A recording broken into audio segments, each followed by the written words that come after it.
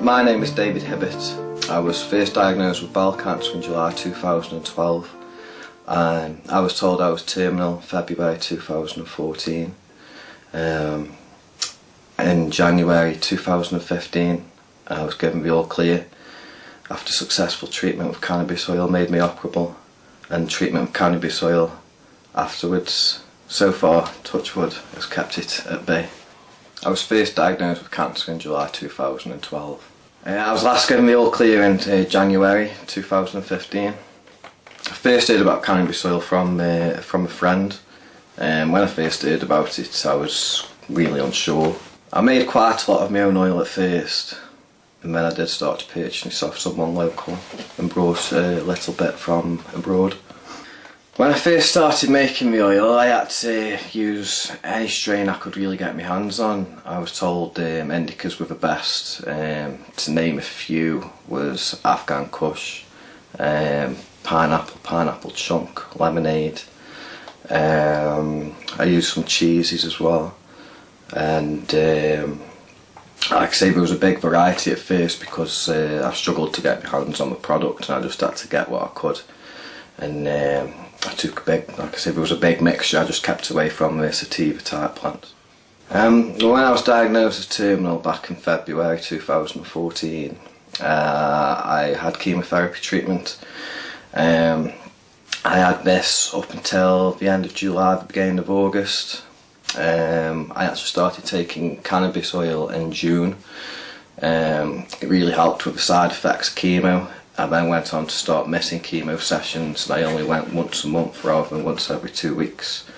And then it was my decision in August to stop the chemotherapy and just continue with the cannabis oil. None of my family or friends wanted me to stop chemotherapy.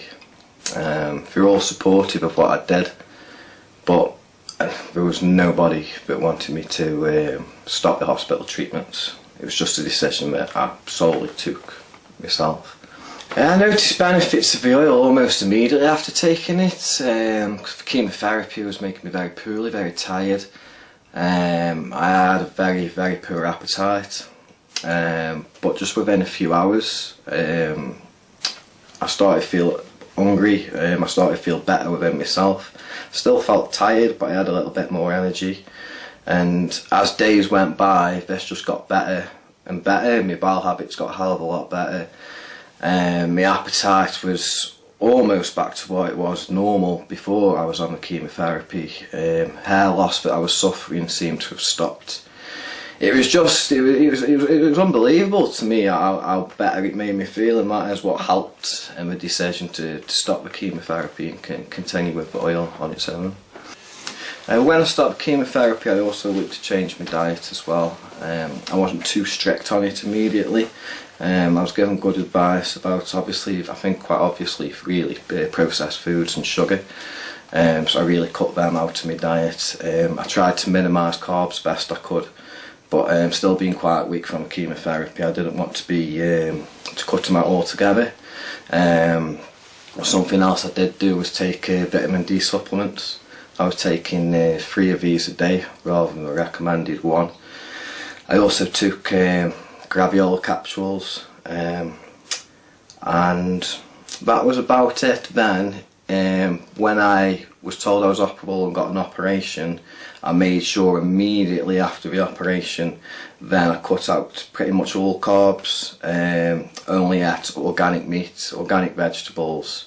I continued this for 3 months along with cannabis oil, and wow, you know, got to be all clear back then, and touch wood, it's going carry on that way. When I was taking the cannabis oil, the best way I found to take it was to put little blobs underneath my tongue and let it absorb straight into my bloodstream. My cancer was in the lymph nodes, and I just thought it's the best way to get it there. Taking 1 gram a day, I had to do this quite often throughout the day because of how long it would take to absorb. But I didn't really want to swallow it because I knew my stomach acids may affect it, and I wasn't sure about using carrier oils. This is just nothing I knew about. I just wanted to get the oil absorbed into the bloodstream, and it seems to have worked for me anyway. So I feel I've needed to come out and tell my story because I found myself in a situation where, well, I was told I wasn't going to live for much longer.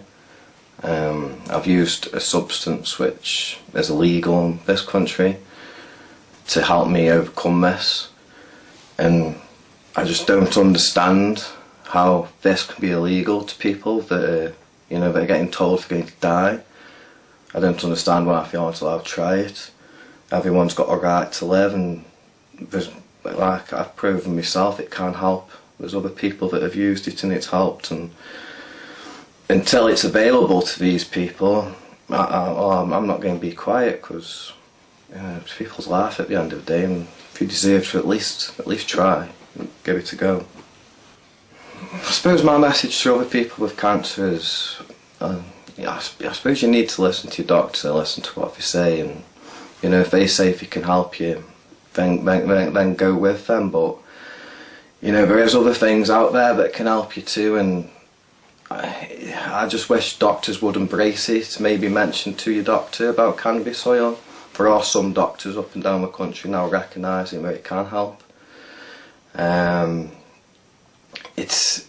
don't know, it's something people have to make their own decision with, but if you're getting told that the hospital can't help you, then I don't know, I think you should be asking your doctors and tell them there's other things that people are trying and it's helping them, and you tell your doctor that you want to try it, and there should be no reason why they're saying you can't. I was told I was terminal in February 2014. Initially I was told I've got 6 to 12 months left if I don't have treatment from the hospital. As time went on, hospital treatment was working. 3 months later in May I was told I'd have possibly 3 years if I stayed on the chemotherapy. But I was getting pretty poorly off of chemotherapy, and I personally don't think if I'd have continued with it I would have made 3 years, and I found out it's not just me that thought that. A few of my friends and family thought that as well, but obviously at the time didn't want to say anything.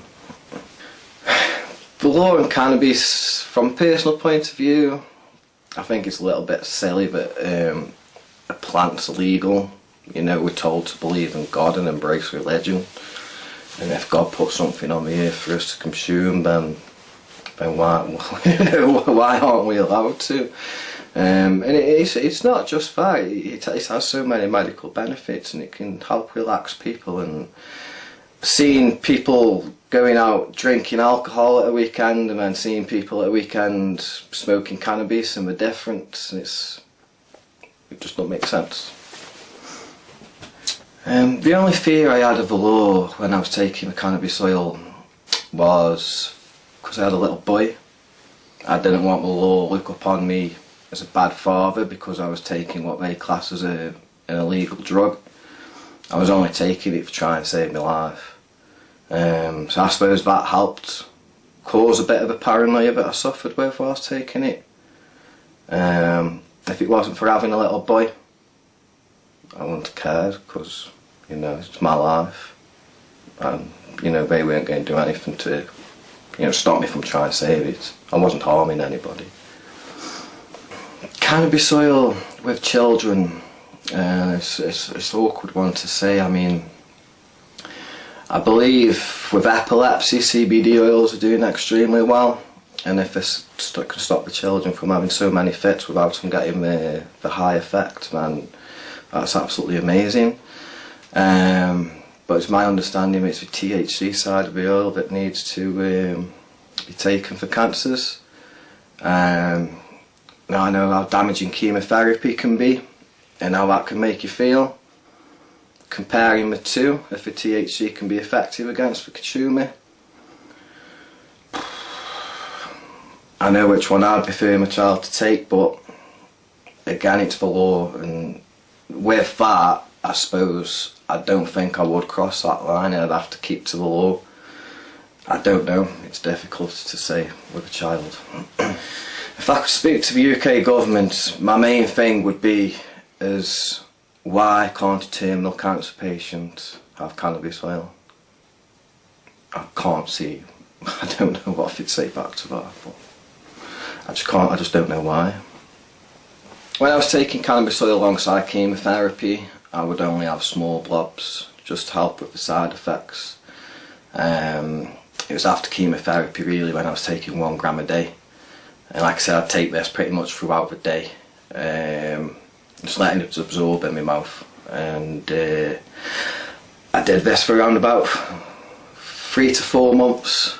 We saw no spread of the cancer. There was actually a reduction in tumour size.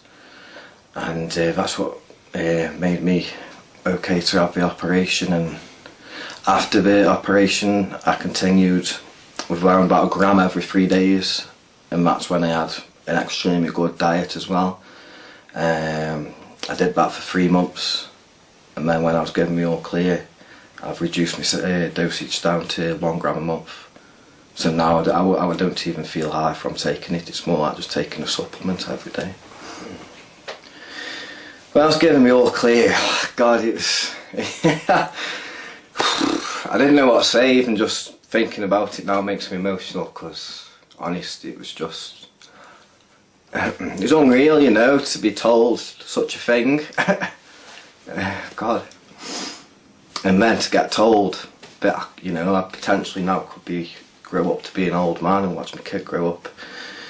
It's amazing, it really is, you know. I mean, these tears of joy, it's absolutely fantastic. And, you know, it was a little bit hard at first initially, because the appreciation I had for life was that immense, and some of the people around me just couldn't quite grasp or share that. But as time's gone on, I've learned to deal with it, and they've learned to deal with me, and you know, it's really good, and the future looks so positive. It can't never ever look negative again, no matter what happens in my life. I have got life now, and you know, before I didn't have that, and it's truly amazing.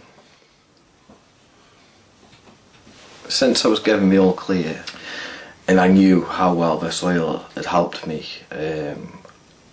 I initially started contacting back the hospital.